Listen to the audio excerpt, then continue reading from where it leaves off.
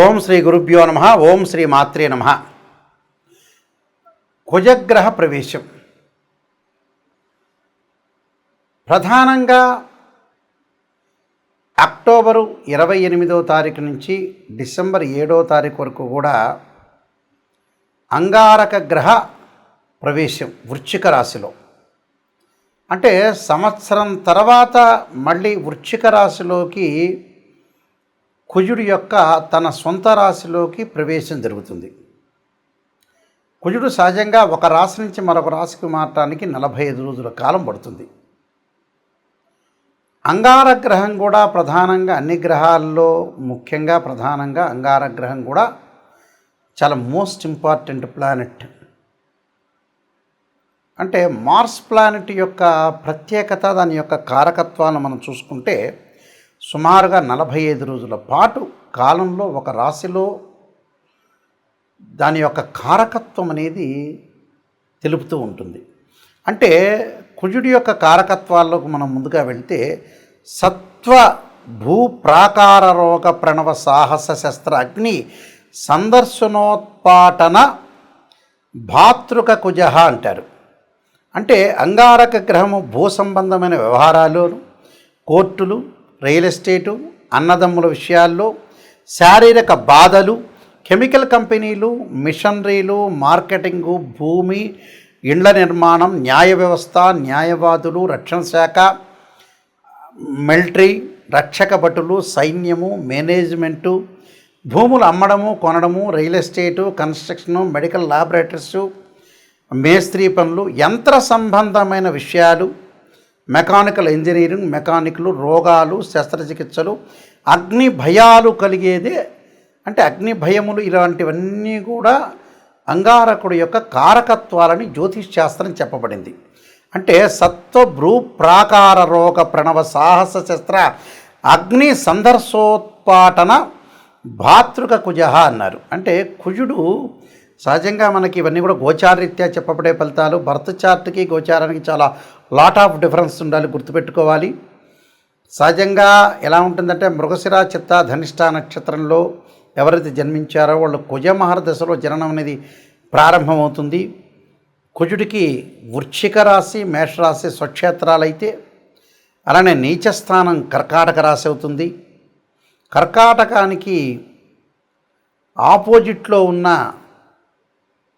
ప్రధానంగా మకర రాశి ఉచ్చక్షేత్రం అంటారు. కర్కాటకం, సింహం, కన్య, తుల, వృశ్చికం, ధనస్సు, మకరం. మకరంలో ఉచ్చ ఉంటే దానికి సప్తమ స్థానం, కర్కాటకం నీచస్థానం అవుతుంది. అంటే భూ సంబంధ వ్యవహారాలు కానీ, కోర్టులు కానీ, రియల్ ఎస్టేట్ కానీ, కన్స్ట్రక్షన్ కానీ, ఇవన్నీ కూడా సైన్యము, మేనేజ్మెంట్, ఇవన్నీ కూడా తెలిపేది కుజుడు. అంగారకుడి యొక్క అనుకూలత కూడా ఉండాలి మనకి.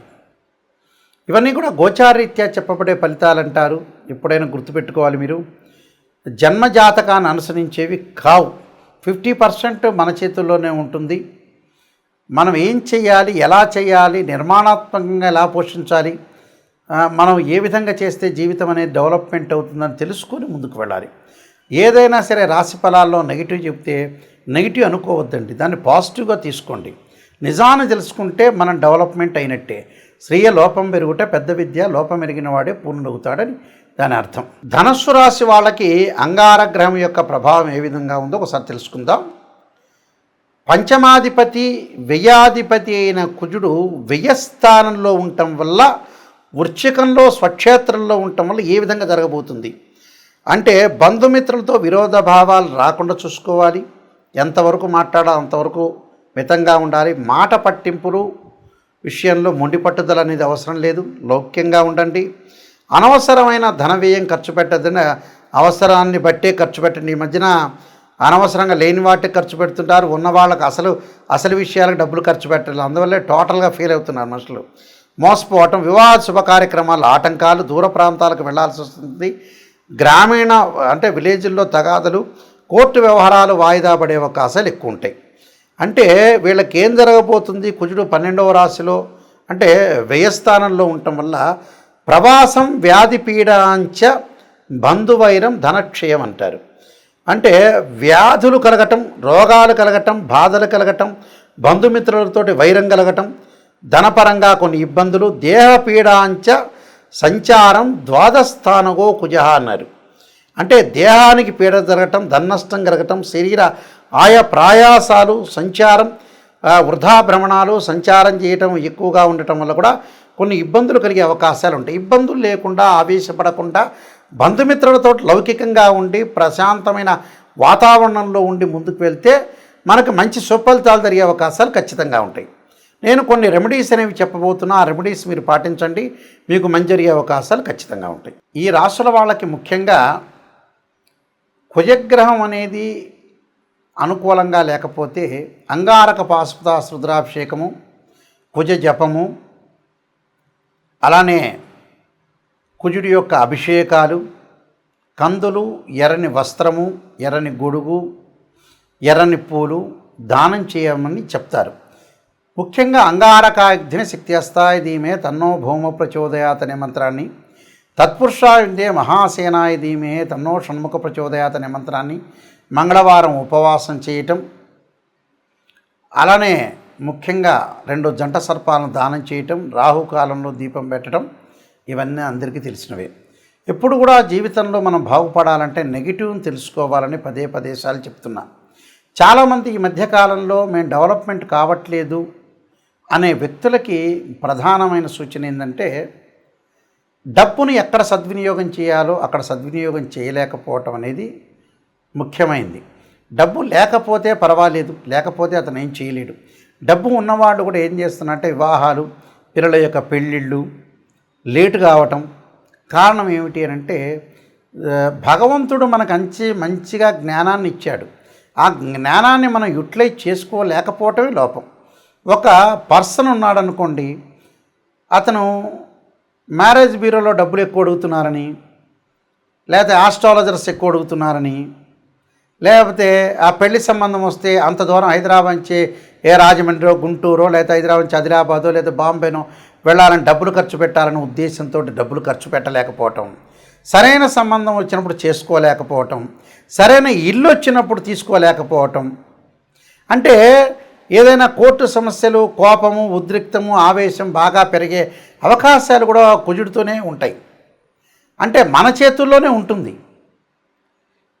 చాలామంది కూడా సంతానం అనేది వద్దంటాం, పెళ్ళిళ్ళు కూడా మ్యారేజ్ బ్యూరోలో ఇంత అడుగుతున్నారు, ప్రతి వాళ్ళు ఇంత డబ్బులు అడుగుతున్నారు ఉద్దేశంతో వాళ్ళు ఉన్నవాళ్ళైనా కూడా పిసినారితనంతో మళ్ళీ పిసినారితనం ఉందా అంటే లేదు, మళ్ళీ వాడు ఏదో సెల్లో, టీవీనో లగ్జరీగా వెళ్తూ ఉంటాడు.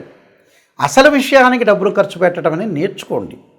చాలామంది కూడా వివాహాలు కుజదోషం అంటారు. 2, 4, 7, 8, 12 స్థానాల్లో ఉంటే దాన్ని కుజదోషం అంటారు. 13 నక్షత్రాలకు కుజదోషం అనే ఎగ్జంప్షన్ ఉంటుంది. కొన్ని రాశులకు కానీ కొన్ని లగ్నాలకు కానీ కుజదోషం అనేది వర్తించదు. కేవలం వివాహానికి కుజదోషమే కాదు, శుక్రదోషం ఉంటుంది. ధనం సంపాదించిన కుజదోషమే కాదు, గురువు కూడా అనుకూలంగా ఉండాలి. అలాగా మనం చేసే పని అనేది ఏంటి, కరెక్టా కాదా అనేది తెలుసుకొని ముందుకు వెళ్ళాలి. ఎక్కడ మిస్టేక్ చేస్తున్నా ఆ మిస్టేక్ను మనం ఎలా సవరణ చేసుకోవాలి అనే విషయాల్లో మీరు చాలా జాగ్రత్తగా ఉండి డబ్బును దేని ఖర్చు పెట్టాలి, ఏది అవసరం, అతను నిజం చెబుతున్నారా లేదా. మా దానిలో కూడా ఆర్ఎంపీ డాక్టర్లు, ఎంబీబీఎస్ డాక్టర్లు, ఎంఎస్ డాక్టర్లు ఉన్నారు. సరైనగా మీకు అనుగుణంగా చెప్పే వ్యక్తులు కూడా ఉన్నారు చాలామంది. అంటే మీరు నెగిటివ్ను మీరు జీర్ణించుకోలేరు కదా. అందువల్ల అలాంటి ఆస్ట్రాలజర్స్ కూడా ఈ మధ్యన తయారైపోయి జ్యోతిష్యమే కరెక్ట్ కాదనే ఉద్దేశంతో తయారైన వ్యక్తులు కూడా ఉన్నారు. జ్యోతిష్యం అనే శాస్త్రం పర్ఫెక్ట్గా చెప్పేవాళ్ళు కరెక్ట్గా చెప్తారు. అది నిజాన్ని తెలుసుకోవాలి. నిజాన్ని తెలుసుకుంటే ఖచ్చితంగా బాగుపడతారు. ఇలాంటి విషయాలన్నీ కూడా చాలా జాగ్రత్తగా మీరు ముందుకు వెళ్ళాలి. నా పుస్తకాలన్నీ మీరు చదవచ్చు. ఈ కుజగ్రహం గురించి, వాటి గురించి, కాలసర్ప యోగం అనే పుస్తకము, కాలసర్ప యోగ చంద్రిక, రాహుకేతులు, ఛాయాగ్రహాలు, అలానే జాతక చంద్రిక, వివాహ మార్తాండము, సర్వదేవతా గోత్రపులు, స్వప్నశాస్త్ర ఫలదీపిక, బృహత్ పరిహార సింధు, ఇలాంటి number of books Mohan publication వాళ్ళు ప్రింట్ చేశారు. నాయకంటి మల్లికార్జున శర్మ బుక్స్ అని కొట్టినా వస్తుంది. www.nayakanti.com కానీ .in కానీ కొడితే కూడా మీకు వస్తుంది. ఇవన్నీ కూడా వెబ్సైట్ అనేది చూడండి. ఏదైనా వాస్తు ప్రకారంగా బాగా లేకపోయినా కూడా వాస్తు యంత్రస్థాపన, మహామత్యంత్రము, వాస్తు యంత్రము భూమిలో స్థాపన చేస్తారు పురాతనలో, వాస్తు ప్రకారంగా కూడా చూసుకోండి. ఏదైతే సమస్యలు ఉన్నాయో రియల్ ఎస్టేట్ వాళ్ళు కానీ కన్స్ట్రక్షన్ వాళ్ళు కానీ ఇల్లును గృహం ప్రకారంగా వాస్తు ప్రకారంగా ఉందా లేదా చూసుకోండి. కేవలం ఇంజనీరింగ్ ప్లానే కాదు, పురాతనలో ఆయం అనేది చూసేవాళ్ళు. అంటే ఆయం అంటే ఏంటంటే ధ్వజాయమని, సింహాయనమని, గజాయమని, కరాయని ఆయాలు కూడా ఉన్నాయి. ఆయాన్ని బట్టే మనం ఏదైతే పొడవు వెడల్పును లెంత్ను లెక్క వేస్తే మనకి ఏ ఆయం వచ్చింది, ఆ ఇంట్లో ఉంటే ధనం ఎంత, రుణం ఎంత, నక్షత్రం ఏంటి, ఆ ఇల్లు ఎన్ని సంవత్సరాలు ఉండగలుగుతుంది, ఇలాంటివన్నీ కూడా మీరు చూడండి. జ్యోతిష్ శాస్త్రం వాస్తు ప్రకారంగా ఎంతో డెప్త్గా వెళితే అన్ని విషయాలు రాశారని కూడా బయటకు వస్తాయి. ఖచ్చితంగా మా వెబ్సైట్ చూడండి, www.nayakanti.com ఆర్ nayakanti.in చూడండి. మీరు అన్నీ తెలుసుకోండి. ప్రతిదీ కూడా నా కాంటాక్ట్ నెంబర్ ఉంటుంది, ఆ కాంటాక్ట్ నెంబర్కి మీరు కాల్ చేయండి. ఖచ్చితంగా మీకు అన్ని విషయాలన్నీ కూడా క్లియర్గా నేను చెప్పేటప్పుడు కూడా మీరు వాయిస్ రికార్డింగ్ పెట్టుకోవచ్చు.